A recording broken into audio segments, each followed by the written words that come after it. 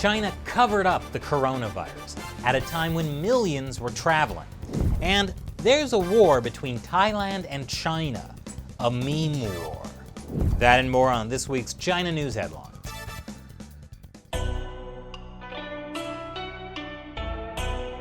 This is China Uncensored. I'm Chris Chappell. Guess what? According to internal government documents leaked to the Associated Press, the Chinese Communist Party knew before January 14th that they had a deadly epidemic on their hands, and they didn't warn the public for 6 days. Now let me clarify. I'm not talking about small-time local officials in Wuhan where the coronavirus outbreak began. I'm talking about the very top level of the Chinese Communist Party. On January 14th, the National Health Commission held a teleconference with provincial health authorities.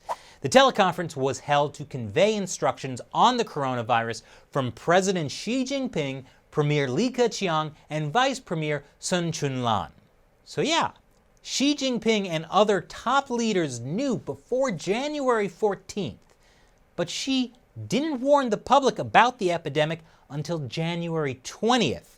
During that time, Communist authorities allowed officials in Wuhan, the epicenter of the disease they knew about, to hold a mass banquet for tens of thousands of people while millions began traveling through for Lunar New Year celebrations. Even though an internal government memo from January 14th said that with the coming of the Spring Festival, many people will be traveling and the risk of transmission and spread is high. All localities must prepare for and respond to a pandemic. Meanwhile, Chinese health officials were telling the public they weren't likely to get infected by other people. At present, we have reached the latest understanding that the risk of sustained human-to-human transmission is low. So privately, officials were saying that the risk of transmission and spread was high, while publicly saying it was low. And the World Health Organization helped the Communist Party cover it up by tweeting, "Chinese authorities have found no clear evidence of human-to-human transmission." Meanwhile, inside China, where doctors were seeing human-to-human transmission, those who tried to raise a warning were ignored and, at worst, crushed. Doctors in Wuhan were afraid. It was truly intimidation of an entire profession. So why did the party let thousands of people get sick while they tried to keep it quiet? According to that government memo from January 14th, authorities were worried about political stability. The memo demanded officials unite around Xi and made clear that political considerations and social stability were key priorities during the long lead-up to China's two biggest political meetings of the year in March, which it turns out they had to cancel anyway because they let the coronavirus become a pandemic. That's called stupid with Chinese characteristics. So the Chinese Communist Party let the coronavirus spread around China and the world because they didn't want to lose their grip on power, which is why the coronavirus is truly the CCP virus. But there's one group the Chinese Communist Party can't seem to intimidate: meme creators, at least the ones in Thailand. A famous Thai actor who goes by the name Bright retweeted a photo of Hong Kong last week that referred to it as a country. His Chinese fans were very upset, and he later posted an apology. And peace was restored to the internet for one hot second. Then his girlfriend, who calls herself New, retweeted a popular COVID-19 conspiracy theory that China invented the virus in a lab in Wuhan. Uh-oh. Chinese netizens then found this old exchange between the two. Basically, it was a photo of New in Taiwan, and Bright said she looked like a cute Chinese girl. She corrected him, cute Taiwanese girl. And a meme war began.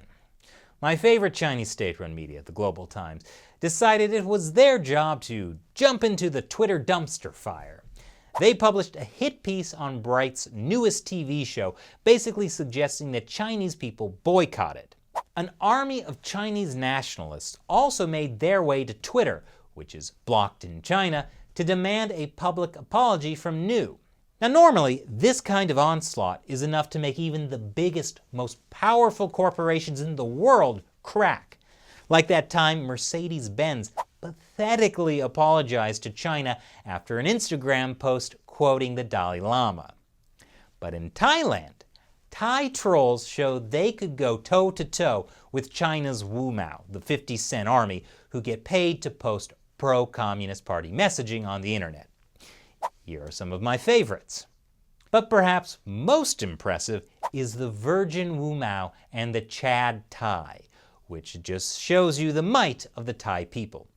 You see, Chad Thais don't care when the Wumao criticize the Thai government because Chad Thais also criticize their own government. But it didn't even stop there. Now, Hong Kong and Taiwan are joining forces with Thailand to further burn the Chinese Communist Party. A Taiwanese mayor said, "Thank you, our friends from Thailand. Thailand has long been a popular travel destination for the Taiwanese. We look forward to increased exchanges after the COVID-19 outbreak." Hong Kong protest leader Joshua Wong called for an alliance between Hong Kongers and Taiwanese to support Thailand, Laos, Cambodia, and Vietnam to fight Chinese environmental destruction. Some are calling it the Milk Tea Alliance. And can I just say, after months covering a deadly pandemic, it's nice to finally have a story bring a smile to my face. You know, I'm not putting that thing away, because get a load of this next story. The Chinese Communist Party has asked the Wisconsin State Senate to praise them. Wisconsin Senate President Roger Roth received 2 emails from Chinese consulate staff asking that he pass a resolution they wrote supporting China's battle against COVID-19, praising China's response to the virus. Here's the resolution that the Chinese consulate wrote.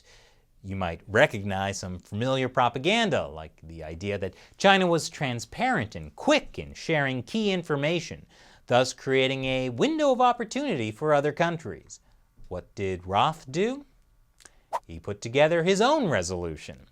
It starts out by acknowledging that the Communist Party of China deliberately and intentionally misled the world on the Wuhan coronavirus, and by standing in solidarity with the Chinese people to condemn the actions of the Communist Party of China.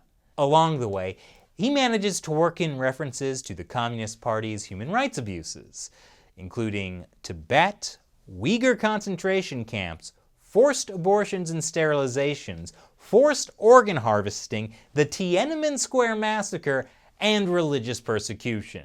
He's not quite a Thai memer, but I gotta say, I like the guy. Going against the Chinese Communist Party seems to be getting trendy. Here's Speaker of the House Nancy Pelosi talking about the teleconferencing app Zoom. Zoom is a Chinese entity.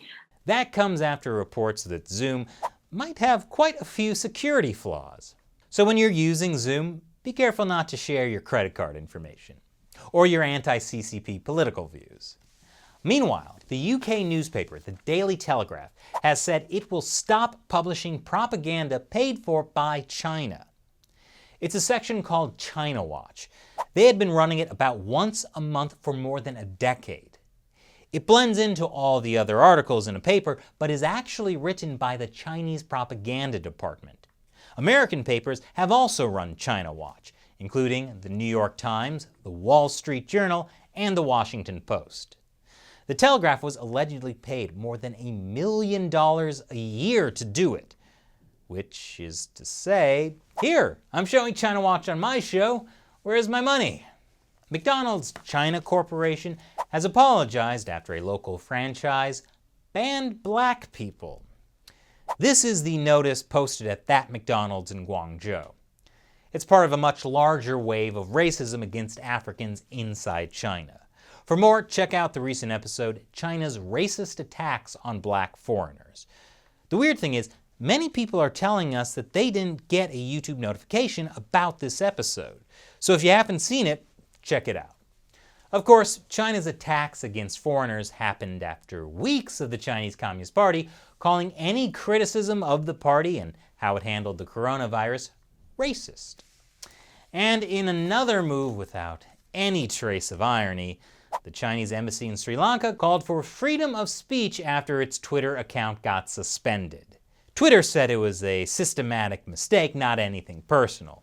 The embassy said it regretted this systematic mistake and wanted to reiterate that freedom of speech must be honored. Yes, the Chinese Communist Party is talking about how important freedom of speech is on Twitter, which is banned in China. Next, I'll answer a question from a member of the China Uncensored 50-cent army. Since YouTube has been killing us with demonetization, the China Uncensored 50-cent army has stepped up. They're viewers like you who help us keep up the fight of truthful, uncensored information by supporting China Uncensored through the crowdfunding website Patreon. So, today's question comes from Wenyi Tang. Why did Trump back down from calling the coronavirus Chinese virus? It seems he changed his tone after the call he had with Xi. What happened? Yes, President Trump did used to call it the Chinese virus. But Chinese state-run media began pushing the narrative that calling it the Chinese or Wuhan virus was racist. And then Western media picked up that narrative.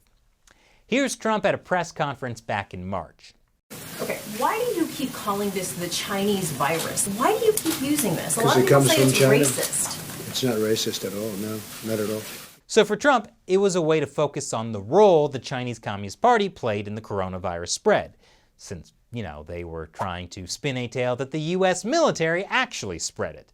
But there were real reports of xenophobia and racist attacks against Asian Americans, so Trump stopped using it and tweeted that the U.S. must protect Asian Americans from being blamed for the virus. That was after several influential Asian American political groups sent a letter to the White House. So it seems to have been more about that than any phone call with Xi Jinping. I personally have been using the CCP virus to talk about it, which I really wish Trump would use. So, Mr. President, if you're watching, you're welcome. Anyway, thanks for your question. So, I'd like to talk about something weird that happened on the show. This week, we published this episode about the Chinese government targeting Africans inside China. Now, even though China Uncensored has 1.2 million subscribers, as of this recording, that episode got around 60,000 views, way lower than our recent episodes, which get hundreds of thousands of views. There could be all kinds of reasons for that.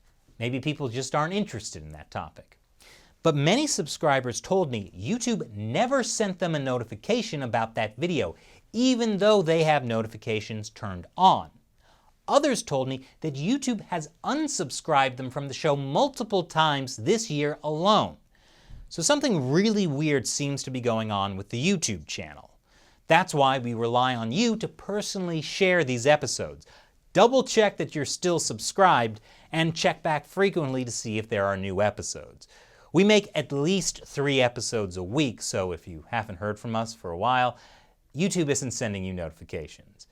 And of course, YouTube would have put us out of business with how badly they've been demonetizing the show.